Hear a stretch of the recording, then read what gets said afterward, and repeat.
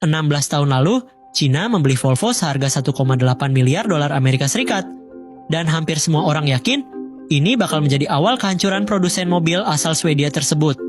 Tapi 16 tahun kemudian, Volvo justru bernilai lebih dari 20 miliar dolar Amerika Serikat. Dan orang yang membuat taruhan itu, namanya Li Shufu, pendiri Geely. Tapi sebelum membeli Volvo, Li Shufu bukan siapa-siapa di industri otomotif. Dia memulai bisnisnya dengan cuma 120 yuan dan sebuah sepeda.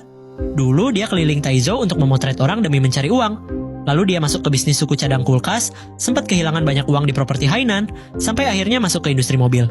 Caranya juga cukup unik. Saat itu, perusahaan swasta di Cina sulit mendapatkan izin untuk memproduksi mobil. Jadi, Li membeli sebuah produsen minibus yang hampir bangkrut.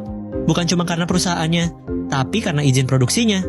Perusahaan itulah yang kemudian berkembang menjadi Geely. Masalahnya, Geely punya reputasi sebagai pembuat mobil murah. Jadi, ketika Geely mengumumkan akan membeli Volvo dari Ford pada 2010, orang langsung panik. Pemilik Volvo di China khawatir kualitas mobil mereka akan turun. Bahkan serikat pekerja Volvo dari Swedia sampai datang ke Beijing untuk mencoba menghentikan akuisisi tersebut. Logikanya sederhana. Geely bikin mobil murah, Geely beli Volvo. Berarti Volvo akan jadi mobil murah Cina. Tapi Li Shufu justru melakukan sesuatu yang berlawanan. Dia tidak mencoba mengubah Volvo menjadi Geely. Dia membiarkan Volvo tetap menjadi Volvo. Brandnya tetap Swedia. Tim engineeringnya tetap bekerja dengan standar Volvo. Dan Volvo bahkan tetap mengembangkan mobilnya sendiri. Sementara itu, Geely memberikan sesuatu yang Volvo sangat butuhkan.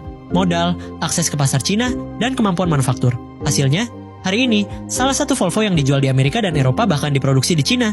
Volvo S90 diproduksi di Daqing, Cina. Lalu mobil-mobil itu dikirim ke Eropa menggunakan kereta api, menempuh sekitar 10.000 km melewati Rusia. Jadi, Cina bukan menghancurkan identitas Volvo. Cina justru menjadi bagian dari mesin yang membuat Volvo berkembang. Pada 2021, Volvo kembali melantai di bursa Stockholm dengan valuasi sekitar 22 miliar dolar Amerika Serikat. Dan Geely masih memegang sekitar 82% saham Volvo. Jadi, perusahaan yang dulu membeli Volvo seharga 1,8 miliar dolar Amerika Serikat berhasil membawa Volvo kembali menjadi perusahaan bernilai lebih dari 20 miliar dolar Amerika Serikat. Semua orang mengira Geely akan menghancurkan Volvo.